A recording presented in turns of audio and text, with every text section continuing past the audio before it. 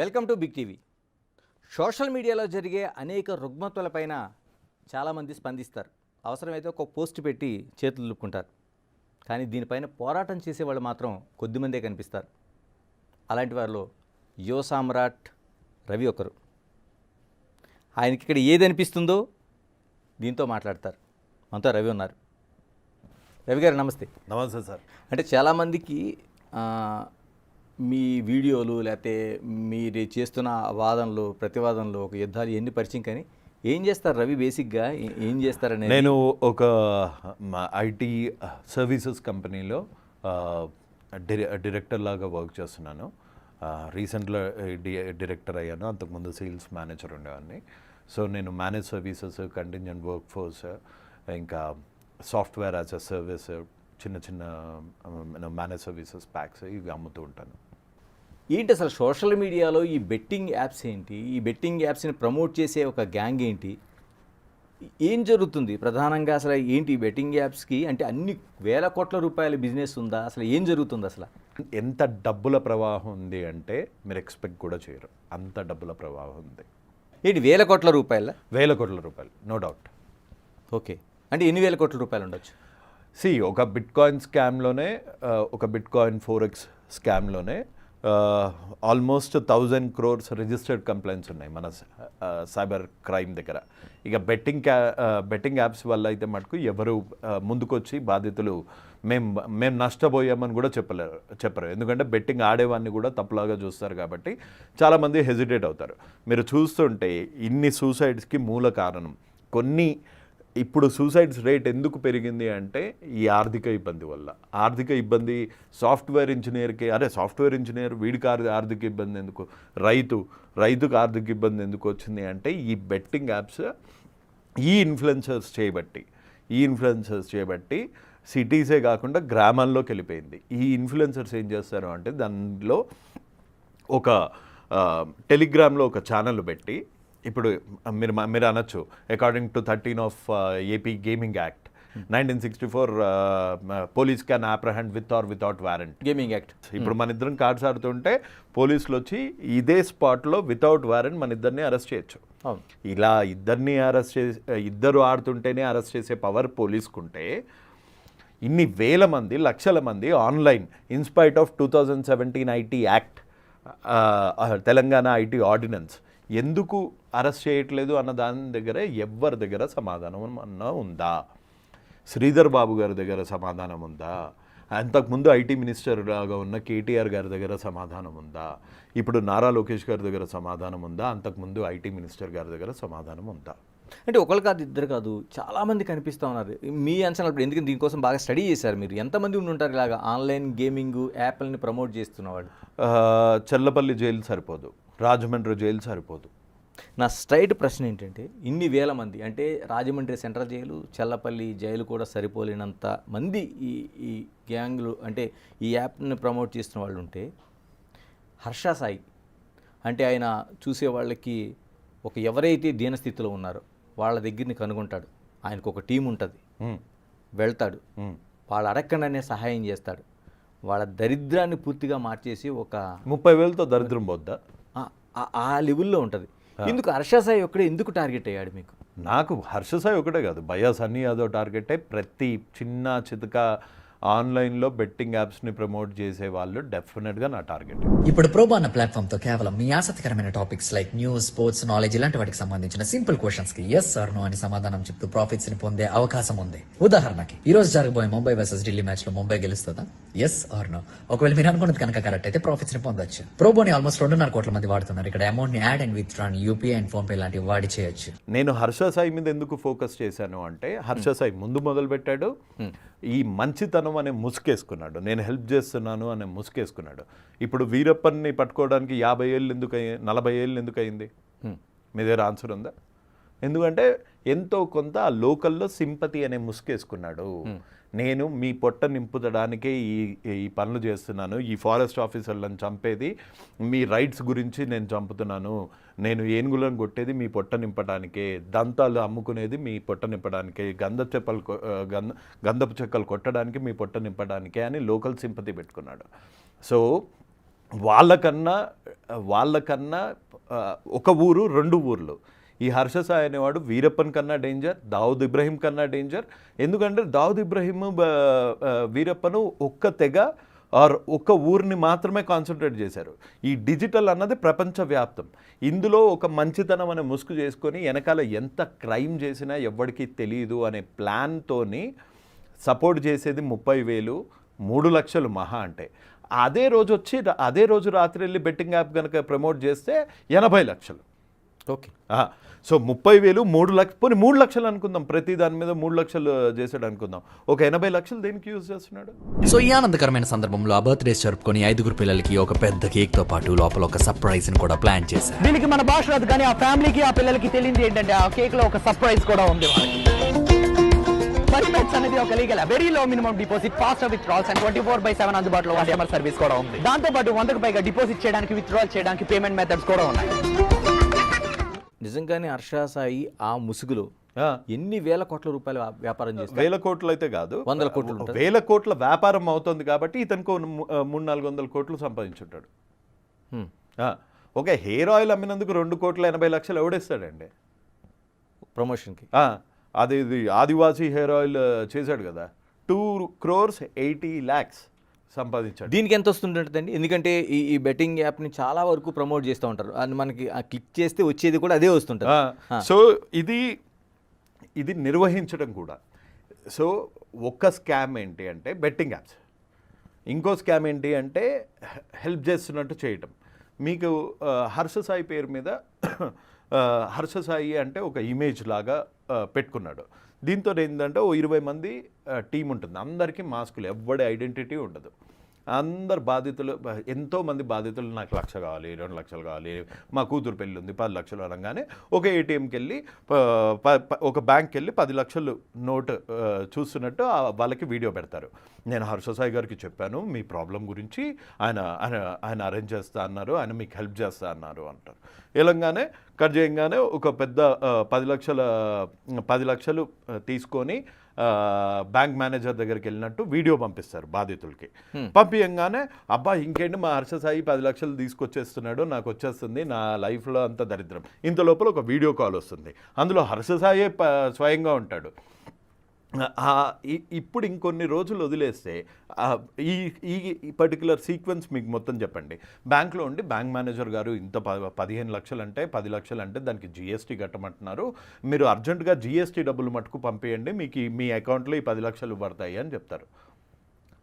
ఆ వెనకాల ముసుకేసుకున్న ముసుగు వీరులు 5,000, 10,000, 15,000 జీఎస్టీ అంటారు, 100 ஸ்டோரியில் చెప్తారు, படக்கன்னு வச்சாரு.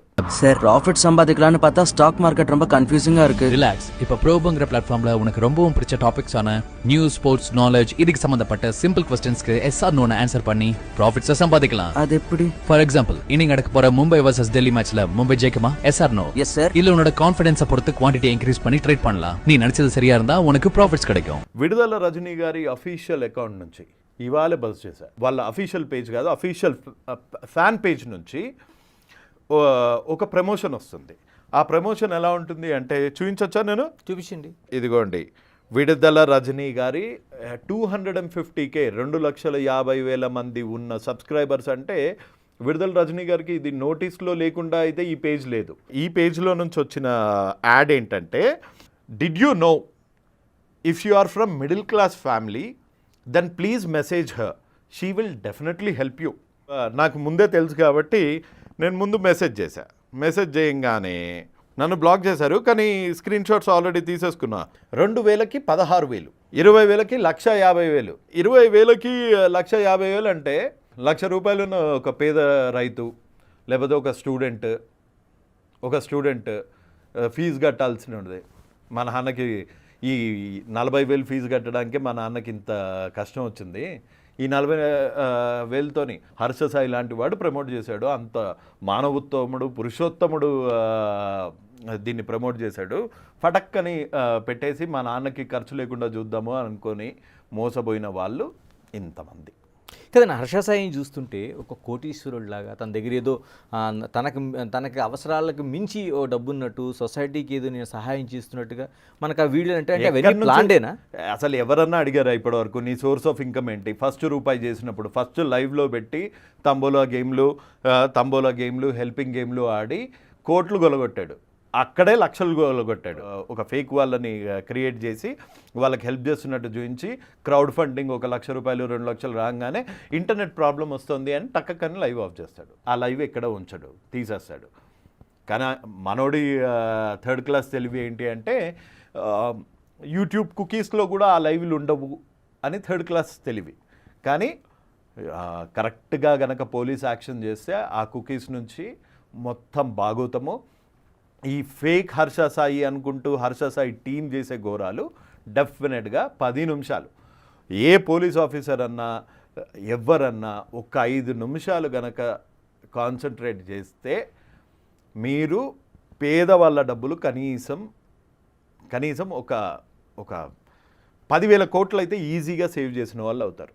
ఇప్పుడు అక్కడ హర్ష సాయి ఆ లైఫ్ స్టైల్ చూస్తే ఖరీదైన కార్లు, ఒక ఖరీదైన ఒక 10 మంది body guard hotels, body guards. మీరు చిరంజీవి గారిని ఎప్పుడైనా చూసారా? చిరంజీవి గారికి కూడా 10 మంది బాడీ గార్డులు ఉండరు. పవన్ కళ్యాణ్ గారికి కూడా 10 మంది బాడీ గార్డులు ఉండరు. కొన్నిసార్లు వర్షం కూడా ఆడనే ఒక గంట ఆపలేదు. బ్యాటరీ న్యూస్ అన్న ప్లాట్ఫామ్ తో స్పోర్ట్స్ అప్డేట్స్ ని పొందడం మాత్రమే కాదు, ఎన్నో గేమ్స్ ని ఆడొచ్చు, క్యాష్ ని గెలవచ్చు. స్కై అనే ప్రోమో కోడ్ ని వాడి మీ డిపాజిట్ పైన 150% బోనస్ తో పాటు 50 ఫ్రీ స్పిన్స్ ని కూడా పొందొచ్చు. ఇప్పుడు ఇవన్నీ చూస్తుంటే ఒక పెద్ద మాఫియాలా కనిపిస్తోంది. మీరు చెప్తున్న మాటలు చూస్తుంటే బెట్టింగ్ యాప్స్ ప్రమోషన్ అనేది ఒక నాట్ ఓన్లీ చిన్న ప్రమోషన్ లా కనిపించలేదు, పెద్ద మాఫియానే ఉంది దీని మీద.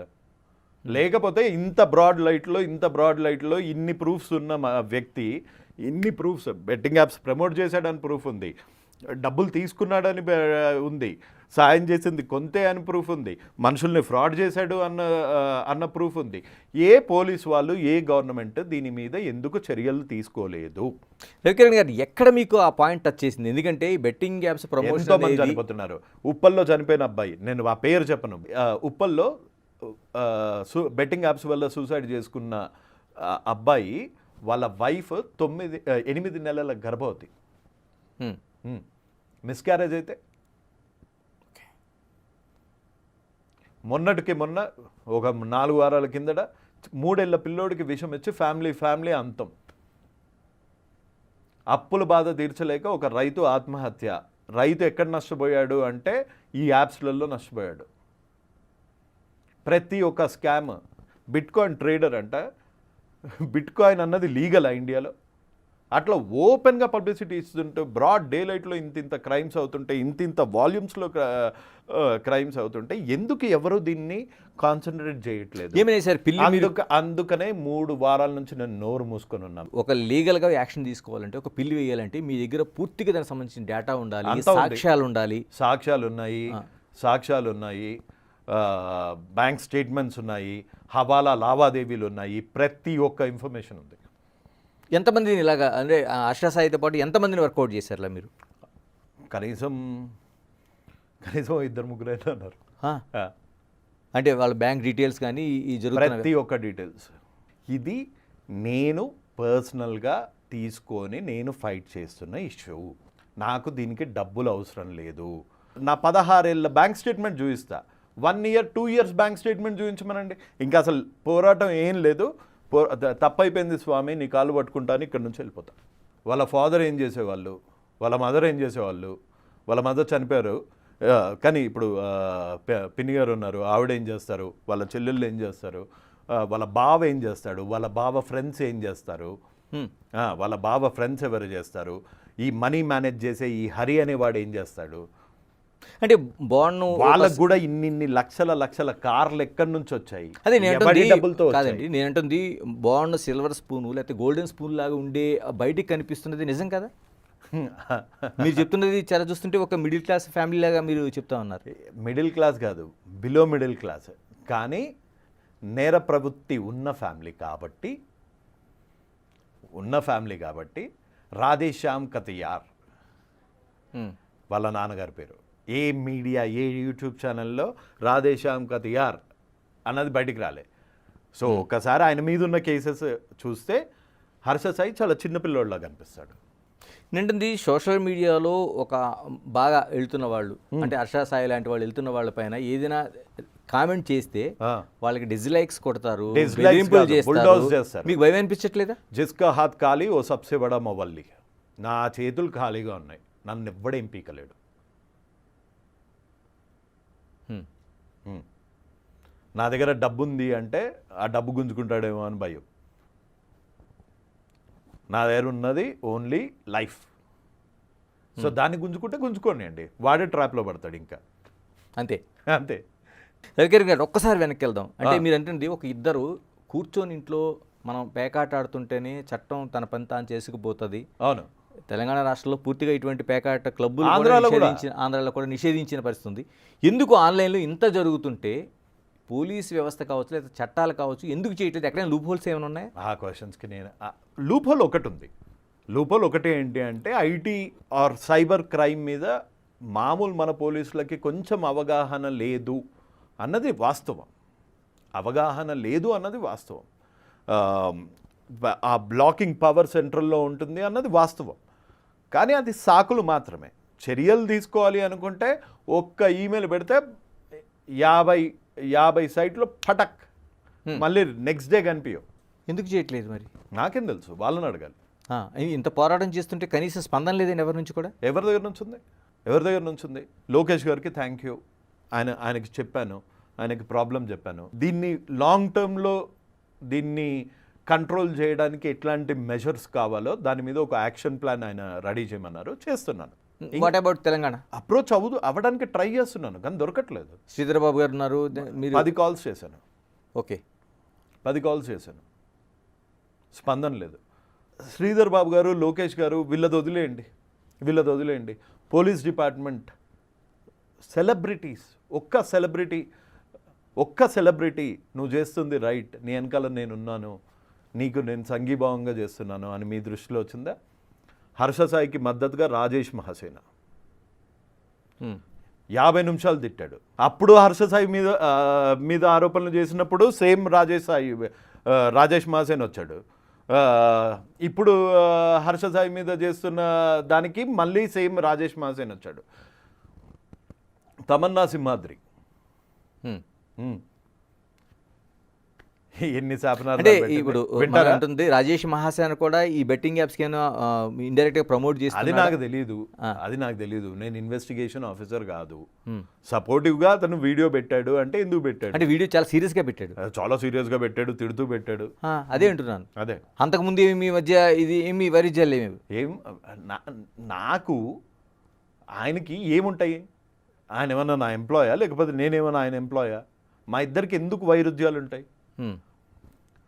సో ఎక్కడి నుంచో తైలం వెళ్ళింది, ఓకే, ఎక్కడి నుంచో మంచి డబ్బులు అప్పుడు ముట్టాయి, ఇప్పుడు ఇంకా భారీగా ముట్టాయి.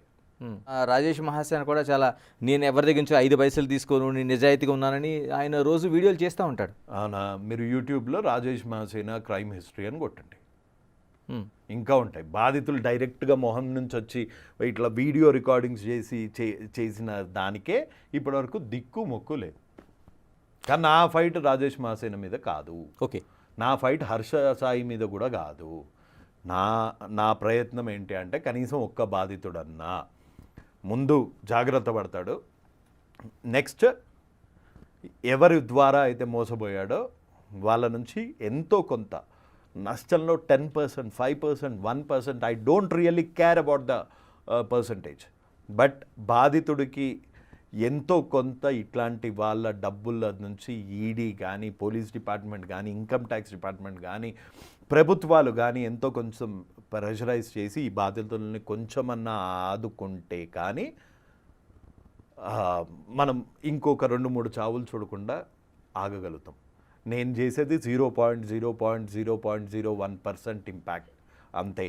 మనం ఇద్దరం చేసేది, మీరు దిగినా ఎవరు దిగినా ఇంట్లో మనం చేయగలిగింది 1% మాత్రమే.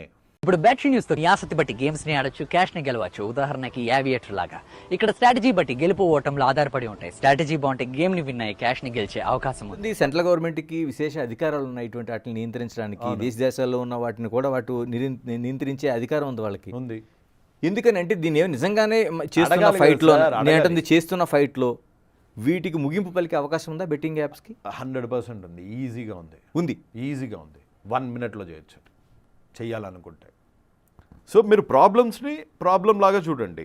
బెట్టింగ్ యాప్స్ అందులో తెలంగాణ, ఆంధ్రాలో ప్రతి ఒక్కటి ఇల్లీగల్, ప్రతి ఒక్కటి రమ్మీ గిమ్మి ప్రతి ఒక్కటి ఇల్లీగల్. అలాంటిది కలర్ ట్రేడింగ్లో ఎట్లా చేయగలుగుతున్నారు? ఏదైతే మీరు ఇప్పుడు ఆధారాలతో పాటు ఫిల్ చేస్తానంటున్నారో అటువంటి హర్షా సాయిని తీసుకొచ్చి దిశ యాప్లకి ప్రమోట్ చేయించే పరిస్థితి ఉంది. ఎలా చూడాల్సిన అవసరం ఉంది దీన్ని? ఇంత గొంతు చించుకుంటున్నా అర్థం కావట్లేదు నా బాధ. అంటే ఇంకా ఏం చేస్తే అవుతుందో. అందుకే ఇంకా ప్రత్యక్ష కార్యాచరణకి నేను సిద్ధమవుతున్నాను. ప్రజలు మనతోనున్నారు అన్న నమ్మకం నాకుంది. సో డిజిటల్ వార్లో ఆ 20 మంది సర్చ్ ఇంజిన్ ఆప్టిమైజేషన్ పని లేని వాళ్ళందరూ కూర్చొని లైకులు కొట్టి పెద్ద పెద్ద వాట్సాప్ గ్రూపులలో లైకులు కొట్టంగానే ఒక నిజం అబద్ధం అవ్వదు. సో ఈ వార్లో మటుకు డెఫినెట్గా విల్ బీ సక్సీడెడ్. ఇంకా మిగతా వాళ్ళు అంటే ఏదో ఒక టూర్లు వేస్తున్నట్టు మోటార్ బైక్ల మీద ఇవన్నీ ఒక కలరింగ్ ఉంది కదా. వీళ్ళిద్దరిని తీసి వీళ్ళిద్దరి మీద ఈడీ కేసెస్ వేసి వీళ్ళిద్దరు ఆస్తులు జప్తు చేసి బాధితులకి న్యాయం చేస్తే మిగతా ఉన్న బ్యాచ్ అంతా అసలు కనిపించరు. నేను ఇంకా ఇంకోటి అడగదలుచుకున్నాను. ఇప్పుడు బ్లాక్ కామెడీ పేరుతో జరుగుతున్న తండ్రి కూతురు, ఒక అన్నా చెల్లెలు, తల్లి కొడుకు, ఇలాంటి దాన్ని ఒక సెన్సిటివ్ మానవ సంబంధాలను దెబ్బతీసేలాగా జరుగుతున్న దాన్ని ఏ విధంగా చూడాల్సిన అవసరం ఉంది? First of all hats off to Sai Dharam Tej and Manchu Manoj గారు. ఓకే, హ్యాట్స్ ఆఫ్ ఎందుకు చెప్తున్నానంటే దాన్ని లైమ్ లైట్లోకి తీసుకొచ్చి రేవంత్ రెడ్డి గారి దృష్టికి తీసుకెళ్ళి దాన్ని ట్వీట్ చేసి హైలైట్ చేసిన సాయిధరం తేజ్ గారికి, మంచు మనోజ్ గారికి నిజంగా hats off and thank you more than that. So Praneeth Hanumanthu అనుకుంటా అతని పేరు, ప్రణీత్ హనుమంతు డీజీపీ గారు ఇన్వాల్వ్ కావడం చాలా గొప్ప పని అండ్ వాళ్ళకి డెఫినెట్గా శిక్ష పడుతుంది అన్న నమ్మకం నాకు ఇప్పుడు వచ్చింది. కానీ ఒక్క బాధిత కుటుంబాల మీద జరిగే ఫైట్ అయితే మీకు గుర్తుంది. కానీ నెల రోజుల నుంచి గొంతు చించుకుంటున్నాను బెట్టింగ్ యాప్స్ పైన. దీని మీద అసలు ఎవరు ఎందుకు స్పందించట్లేదు? దీని మీద మనుషులు చస్తున్నారే, ప్రతిరోజు పేపర్లలో కనిపిస్తుంది, ప్రతి పేదవాడి పాకెట్ గుల్లవుతుంది. దీని మీద ఎందుకు స్పందించట్లేదు అన్న విషయం అన్న చెప్పండి కనీసం. మేము స్పందించాం, ఓకే, అందుకే ఇంకా ప్రత్యక్ష పోరాటానికి దిగుతాం. ఎలా సంప్రదిస్తారు కిరణ్ గారు అసలు? అంటే ఈ బెట్టింగ్ యాప్స్ అనేవి కొన్ని వేల కోట్ల రూపాయల వ్యాపారం జరుగుతుంది. ఈ ఇన్ఫ్లుయెన్సర్స్ని ఎలాగా సంప్రదిస్తారు అసలు? యాక్చువల్గా సింపుల్ మెసేజ్తోనే. మీరు ఒక కామెంట్ చేశారు, బిగ్ బాస్ నుంచి వచ్చిన వాళ్ళు, ఆ హౌస్కి వెళ్ళి వచ్చిన వాళ్ళు ఇన్ఫ్లుయెన్సర్గా చాలా వరకు దీన్ని ప్రమోట్ చేస్తున్నారంటే ఒక బలమైన కామెంట్ చేశారు. ఫిలిం యాక్టర్స్ అలీగారు చేయలేదా? ఓకే, మీరు మీడియాలో చూడట్లేదా? ఇన్స్టాగ్రామ్లో చూడట్లేదా? అలీగారు చేయలేదా? అలీగారి వైఫ్ చేయట్లేదా? 200 మందికి బిర్యానీ ఇచ్చేసి 2 లక్షల రూపాయలు 10 లక్షల రూపాయలు బెట్టింగ్ యాప్స్ మీద సంపాదించడం తప్పు కాదా? అసలు ఇస్లాంలో అది ఉందా? బెట్టింగ్ యాప్స్, ఇస్లాంలో బెట్టింగ్ యాప్స్ అనేది లేదు. అది చాలా పెద్ద పాపం. అయినా చేస్తున్నారు ఎందుకు? దాని మీద ఎందుకు స్పందించట్లేదు సాయిధరం తేజ్ గారు? దాని మీద ఎందుకు ప్రశ్నించట్లేదు పవన్ కళ్యాణ్ గారు? అలీ గారు అంటే చిన్న పిల్లోడేం కాదు కదా. Same industry. తెలంగాణ, ఆంధ్రాలో బెట్టింగ్ అన్నది బంద్ అన్నది తెలుసు కదా. ఆ మాత్రం అవగాహన లేని మనిషి కాదు కదా. నేను చేసింది తప్పు, నేను ఇక్కడ నుంచి చేయట్లేదు అని కూడా అనట్లేదు. కంటిన్యూ అవుతుందా ఇప్పుడు? హాయిగా కంటిన్యూ అవుతుంది. ఇప్పుడు మీ పిల్లలు వాళ్ళు కూడా ఉంటుంటారా? అది చెప్పలేం. నేను ఎవరిని బెదిరించట్లేదు, పోరాడుతున్నా అంతే. మరోవైపు నా అన్వేషణ లాంటి వాళ్ళు చాలా వరకు దీన్ని ప్రమోట్ చేయనని బహిరంగంగా చెప్తున్నారు. వాళ్ళు అటువంటి వాళ్ళు కూడా ఎదురవుతున్నట్టున్నాయి చాలా కష్టాలు. వాళ్ళ జీవనోపాధి యూట్యూబ్ నుంచి కాబట్టి యూట్యూబ్ని కొడతారు. అది తెలుగు భాష కావచ్చు, లేకపోతే పెద్ద పెద్ద బడా సినిమాలు కావచ్చు, లేకపోతే రాష్ట్ర ప్రభుత్వాల తీరు కావచ్చు. యువ సామ్రాట్గా మీకు ఏది అనిపిస్తే అది మాట్లాడుతూ ఉంటారు. ఎందుకని అంత వాయిస్ బలంగా వినిపించడానికి? తప్పేం సార్, నేను ఎక్కడా హద్దులు దాటి మాట్లాడలేదు. పర్సనల్గా కించపరచలేదు. కామెడీ చేశానేమో కానీ తప్పు చేసి ఉంటానేమో కానీ కించపరచలేదు, పాపం చేయలేదు. సో దానికి ధైర్యం ఎందుకు? అది నిజమైతేనే, నా మనసుకి అది నిజం అంటేనే నా ఒపీనియన్ షేర్ చేస్తాను. అందులో తప్పే ఉంది. 2 తెలుగు రాష్ట్రాల్లో కూడా ప్రభుత్వాలు మీరు గత ప్రభుత్వాలపైన తీరుపైన చాలా వరకు మీరు డైరెక్ట్గానే పెట్టారు. ఎందుకు అనిపించింది అంటే ప్రభుత్వాలు మారాలనే ఒక కాంక్ష అయితే బయటికి తీసుకెళ్ళగలిగారు? సో ఇప్పుడు ఇంత ఓపెన్గా ఇంత ధైర్యంగా నిలబడుతున్నాను అంటే ఆ మారిన ప్రభుత్వాల వల్లనే కదా. ఎంతో కొంత ఓకే, ఎంతో కొంత. కానీ ఇంకా వాళ్ళ దృష్టి ఇలాంటి వాటి మీద కూడా పడాలి, వాళ్ళతోని ఇంకా మంచి పనులు చేయాలి అన్నదే నా ఉద్దేశం, అంతే. ఓకే, ఎక్కడి వరకు ప్రయాణం చేయబోతున్నారు ఈ యువ సామ్రాట్? తెలీదు. బాగానే బెదిరింపులు వస్తున్నాయి, బాగానే నిరుత్సాహంగా ఉంది. 1 month అయినా ఎటువంటి రిజల్ట్ కాలేదు, ఒక్క అడుగు కూడా ముందు పడలేదు, 1% కూడా బాధితులకి హెల్ప్ కాలేదు. సో నిరాశ నిస్పృహ అన్నది సైడ్కి ఇట్లా దరిద్రాల్లాగా ఇట్లా సైడ్కి ఉన్నాయి. నాకన్నా ముందు వాళ్ళు ఉరుకుతున్నారు, వాళ్ళకన్నా ముందు నేను ఉరుకుతా. అంటే ఇది రవికిరణ్ సింగిల్ పోరాటంగా వెళ్తుందా లేకపోతే ఒక సమూహంగా కలుపుకొని వెళ్ళే ఆలోచన ఇది? నేను ఒక్కరినే అయితే కనీసం ఒక స్టెప్ కూడా వెళ్ళలేను. కానీ చాలామంది బాధితులు దీన్ని కృతనిశ్చయంతో ఉన్నారు, దీన్ని ఎట్లా చేసి స్టాప్ చేయాలి అని ఉన్నారు కాబట్టే ముందుకెళ్తున్నాం, లేకపోతే అక్కడే అయిపోయేవాళ్ళం, మీ వరకు కూడా వచ్చేది కాదు. రైట్, యువ సామ్రాట్ రవికిరణ్ గారు, ఏదైనా మీ పోరాటం అనేది మీ ఒక్కరి కోసమే కాదు, చాలామంది అంటే 100 కుటుంబాలు రేపు పొద్దున్న నష్టపోయే పరిస్థితి ఉంది. 1000 కోట్ల రూపాయల వ్యాపారంలో 100 కోట్ల రూపాయల కమిషన్లో 10 మంది కుటుంబాలు నష్టపోయినట్టే. దానికి జరుగుతున్న ప్రయత్నానికి బిగ్ టీవీ మీకు ఎప్పుడు అండగా ఉంటుంది. ఎందుకంటే సొసైటీకి సంబంధించిన దానికి మీరు చేస్తున్న అడుగు ఏదైతే ఉందో దానికి పూర్తిగా మేము సపోర్ట్ చేస్తాం. చాలా చాలా thanks sir. Keep watching big TV.